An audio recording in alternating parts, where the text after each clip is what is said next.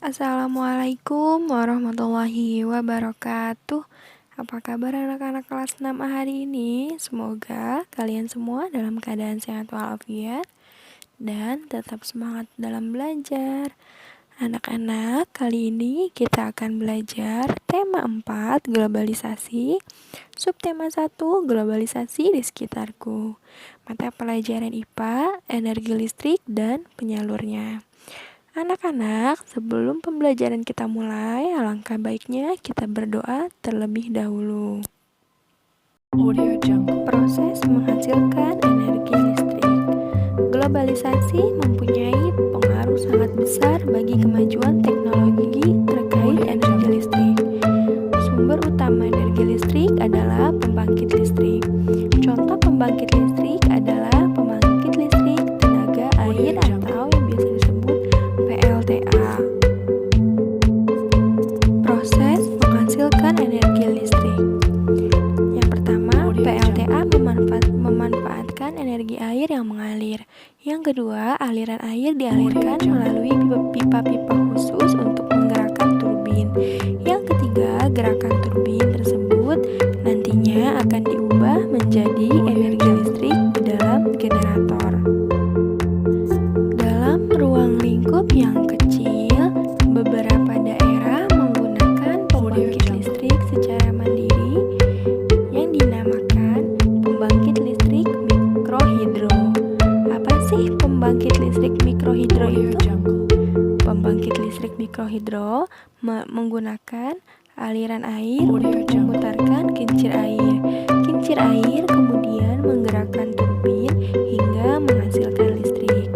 Nah, seperti gambar di samping ya. Nah, ini proses menyalurkan energi listrik. Yang pertama, di gambar pertama itu energi listrik yang dihasilkan oleh pembangkit listrik tenaga air atau PLTA siap untuk disalurkan. Yang kedua, gambar kedua itu energi listrik disalurkan terlebih dahulu melalui kabel-kabel besar yang terpasang di menara saluran udara tegangan ekstra tinggi atau yang biasa kita sebut itu sutet. Yang ketiga, energi listrik kemudian masuk ke dalam transformator untuk menaikkan atau menurunkan tegangan. Nah, yang di gambar keempat itu ada energi listrik disalurkan ke dalam pabrik-pabrik. Pabrik biasanya membutuhkan energi listrik cukup besar untuk keperluan produksi. Yang kelima, energi listrik kemudian masuk ke dalam transformator. Transformator ini berfungsi untuk menurunkan tegangan.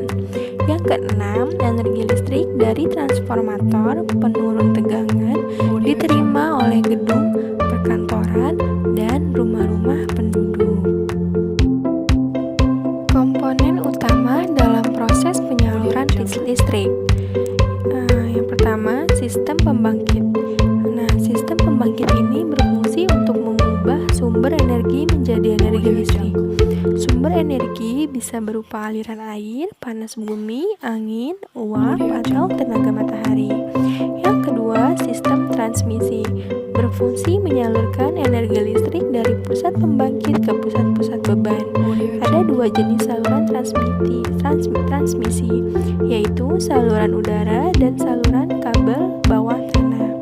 Yang ketiga, ada sistem distribusi berfungsi menyalurkan energi listrik dari transmisi hingga konsumen.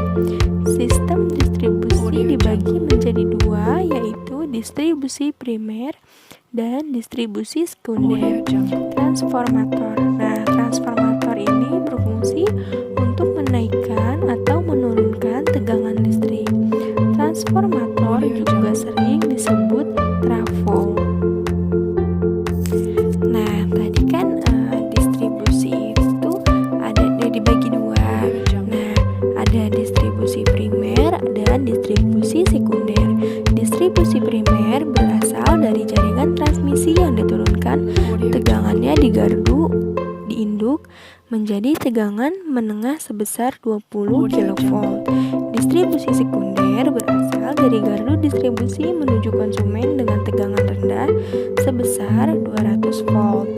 Nah, transformator juga dibagi menjadi dua, yaitu transformator step up dan step down. Nah, yang transformator step up ini berfungsi menaikkan tegangan yang dihasilkan dari pusat pembangkit, dan transformator step down berfungsi untuk menurunkan tegangan. Nah, anak-anak, sekian pembelajaran kita hari ini. Semoga apa yang Ibu sampaikan dapat bermanfaat untuk kalian. Kurang lebihnya Ibu mohon maaf. Wassalamualaikum warahmatullahi wabarakatuh.